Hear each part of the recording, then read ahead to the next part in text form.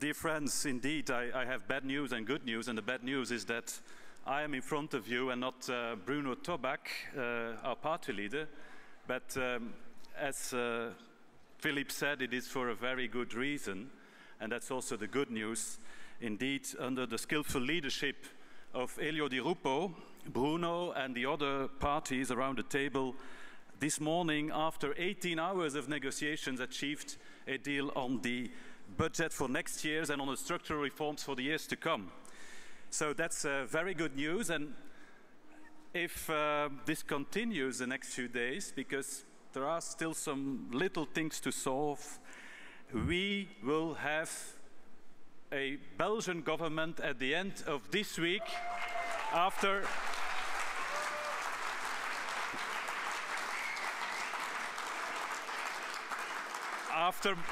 more than 560 days. So, and even more important, dear friends, this Belgian government will be led by a socialist Prime Minister, Elio Di Rupo.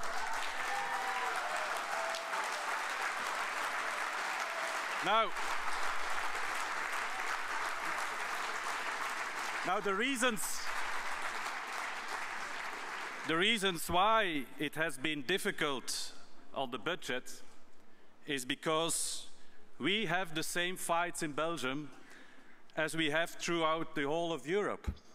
It's a fight between those who believe austerity will solve all our problems and us, dear friends, who are fighting for a balanced approach, combining sound public finances and a budget deficit below 3% with growth measures, keeping our social model strong, giving hope and perspectives to ordinary people, telling them we are behind them also in these difficult times.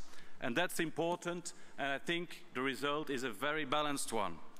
But there is also a big but. We cannot achieve this alone in Belgium. We all know that there will be difficult times ahead of us. Therefore, we need change at the European level. We have, as Paul said in recent days, we have to work together to explain our message again and again, to make clear there is an alternative in Europe, and this is our alternative. And therefore, we need a number of things. First of all, we need this PAS, European Growth and Investment Strategy. We also need structural solidarity mechanisms, such as the Eurobonds. We also need a democratic answer to the Merkozy people and give legitimacy again to Europe.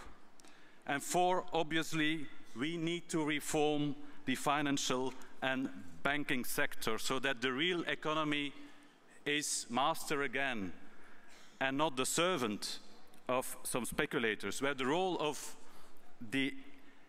and the impact also of the rating bureaus, for example, is downgraded, where the rating bureaus, the rating agencies who behave as a kind of security council, you know, a private security council that give good and bad points to countries, you see. They decide about the interest rates of the countries and how much ordinary taxpayers are going to pay to reimburse the banks. And where if they make mistakes, they are not accountable because they make so-called opinions, you see.